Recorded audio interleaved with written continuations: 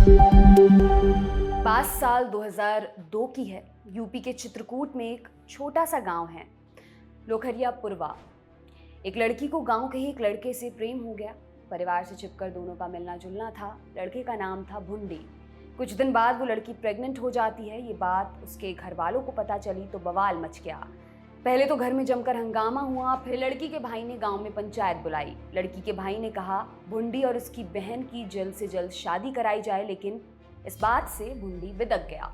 उसने शादी से साफ मना कर दिया। भुंडी के साथ उसके रिश्तेदार थे जो किसी भी कीमत पर शादी कराने के लिए तैयार नहीं थे। लड़की का भाई भड़क गया।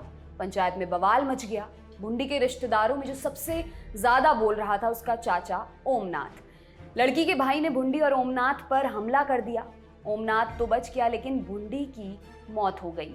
यह हत्या एक टर्निंग पॉइंट था उस गांव, उस घर और लड़की के उस भाई के लिए जिसका नाम था अंबिका पटेल, जिसे उसके साथियों ने ठोकिया नाम दिया और आगे चलकर इसी ठोकिया गैंग ने यूपी पुलिस की नाक में दम कर दिया। ठोकिया नाम ये कैसे पड़ा, अब इसकी कहानी आपको बताते हैं। अंबिका का जन्म साल 1972 में हुआ। परिवार सामान्य था, लेकिन इस घटना ने अंबिका की पूरी जिंदगी बदल दी। बहन के प्रेमी की हत्या के बाद अंबिका फरार हो गई। कहा जाता है इसके बाद अंबिका ने यूपी के कुख्यात ददुआ गैंग में शरण ली, वहीं ट्रेनिंग ली और वहीं से अपराध की दुनिया में अपना नाम बनाया। भुंडी की हत्या के बाद अंबिका ने घर छोड़ दिया था। पुलिस उसके पीछे पड़ी थी। पुलिस ने कुछ खबरियों को भी अंबिका के पीछे लगाया। दशहरे का दिन था। अंबिका छुपते छुपाते घर आया था, लेकिन कलवा निषाद ने पुलिस से उसकी मुखबरी कर दी। पुलिस ने घर घेर लिया, लेकिन अंबिका पुलिस के हाथ ना आया और भागने में कामयाब हो गया। अंबिका को पता चल चुका था कि मुखबरी किसने की। अंबिका ने कलवा निषाद की दिन दहाड़े हत्या कर दी। ये अंबिका की दूसरी हत्या थी। दैनिक भास्कर की खबर के मुताबिक अंबिका ने कहा, इसने मेरी मुखबरी की, इसलिए मैंने इसे बीच चौराहे पर ठोक दिया। इस घटना के बाद अंबिका के साथियों ने उसे ठोकिया नाम दिया। ठोकिया फेमस हो चुका था। ददुआ का साथ भी था, लेकिन मन में अब भी मलाल था ओमनाथ के बच जाने का। ठोकिया ओमनाथ के पीछे लगा था। साल 2003 16 जुलाई का दिन था। ठोकिया को खबर लगी कि ओमनाथ आज अपने बघिया पुरवा गांव के घर में रुकने वाला है। अपने 40 आदमियों के साथ ठोकिया ओमनाथ के घर पहुंच गया। रात का वक्त था। ठोकिया ने घर पर ताबड़तोड़ फायरिंग कर दी। इसके बाद ठोकिया और उसकी गैंग ने घर के दरवाजे बाहर से बंद कर दिए और घर में आग लगा दी। पूरे इलाके में हाहाकार था, लेकिन कोई कुछ नहीं कर सका। घर के लोग झुलस कर मर गए। इस हत्याकांड में ओमनाथ के परिवार के 6 लोगों की मौत हो गई और कई बुरी तरह जल गए। पुलिस रिकॉर्ड में 6 लोगों की मौत हुई, लेकिन गांव के कुछ दावा करते हैं कि 8 लोगों की जान गई थी। हालांकि ओमनाथ इस बार भी बच गया था। इस हत्याकांड के बाद पूरे चंबल में ठोकिया की अलग पहचान बन गई। इधर ददुआ की छत्र छाया तो थी ही। कहते हैं कि ठोकिया ने अपराध का कखरा ददुआ से ही सीखा, लेकिन उसका स्टाइल अलग था। आज तक से जुड़े संतोष बंसल की खबर के मुताबिक एक बार चित्रकूट के खोई में ठोकिया ने पुलिस चौकी के अंदर घुसकर 2 सिपाहियों को गोली मार दी। इसके बाद से वहां पुलिस चौकी ही खत्म हो गई। अंग्रेजी अखबार हिंदुस्तान टाइम्स की खबर के मुताबिक ठोकिया पर हत्या, लूट और अपहरण के करीब 140 से ज्यादा मामले दर्ज हुए। बताया जाता है कि ठोकिया की गैंग में 40 से ज्यादा सदस्य थे।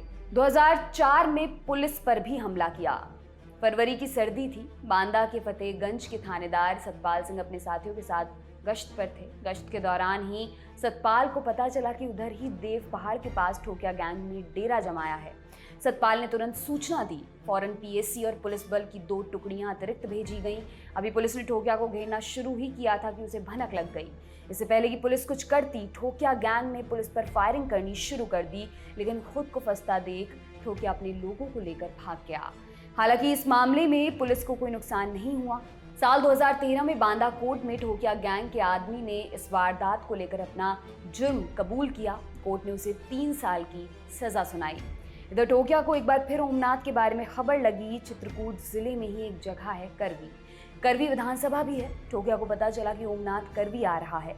उसने ओमनाथ की हत्या का प्लान तैयार किया।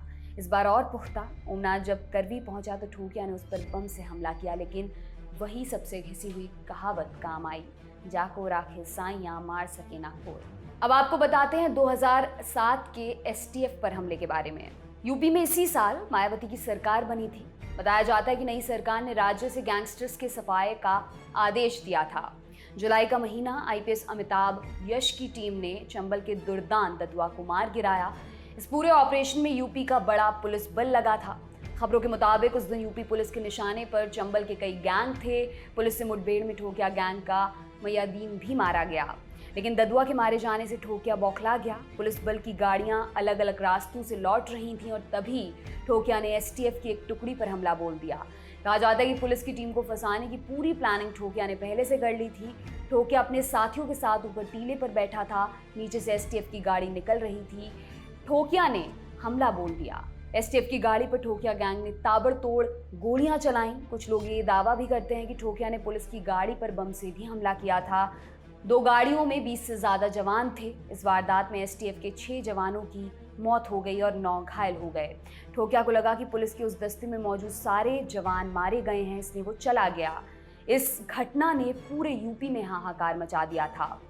बीते 30 जून को बांदा की कोर्ट ने इस मामले में ठोकिया गैंग के 13 सदस्यों को उम्र कैद की सजा सुनाई। इसके अलावा सभी दोषियों पर 25,000 रुपए का जुर्माना भी लगाया। ठोकिया के पॉलिटिकल कनेक्शन के बारे में भी आपको बताते हैं। कहते हैं जैसे बाकी गैंगस्टर्स को राजनीतिक दलों का समर्थन प्राप्त होता है, वैसे ही ठोकिया के पीछे भी पॉलिटिकल बैकिंग थी। यूपी में 2007 विधानसभा चुनाव में चित्रकूट की नरैनी सीट से ठोकिया की मां पियरिया देवी ने आरएलडी के टिकट से चुनाव लड़ा था। हालांकि वो हार गई थी। इसके अलावा ठोकिया की चाची सरिता भी ब्लॉक प्रमुख के पद पर रह चुकी हैं, लेकिन यूपी में मायावती की सरकार आने के बाद ठोकिया के लिए मुश्किलें खड़ी हो गई थीं। ददुआ की मौत के बाद चंबल में ठोकिया ही सरपंच था। सब कुछ ठोकिया की छत्रछाया में चल रहा था। 2007 के एसटीएफ पर हमले के बाद उसका दबदबा और भी बढ़ गया था, लेकिन तब से ही यूपी पुलिस ठोकिया के पीछे लग चुकी थी। सरकार ने ठोकिया पर 6 लाख का इनाम भी घोषित कर दिया था।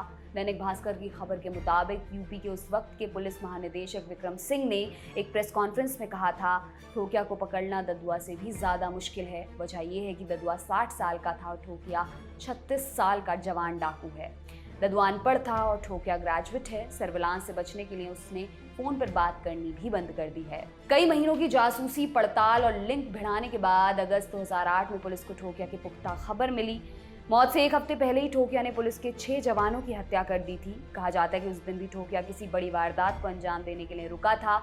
एसटीएफ को टिप मिली थी कि ठोकिया चित्रकूट के सिकलोही गांव में छिपा था। शाम के 7 बज रहे थे। पुलिस और ठोकिया के बीच मुठभेड़ शुरू हुई। ठोकिया के 20 साथी भागने में कामयाब हो गए। पुलिस बल के आला अधिकारियों को मैदान में उतरना पड़ा था। 7 घंटे से ज्यादा तक ये मुठभेड़ चली।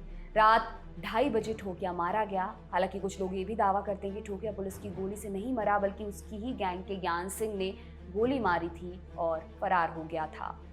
आपके लिए तमाम जानकारी लेकर आए हैं हमारे साथी सौरभ त्रिवेदी। मेरा नाम है दिव्यांशी। देखते रहिए दी लल्लन टॉप। शुक्रिया।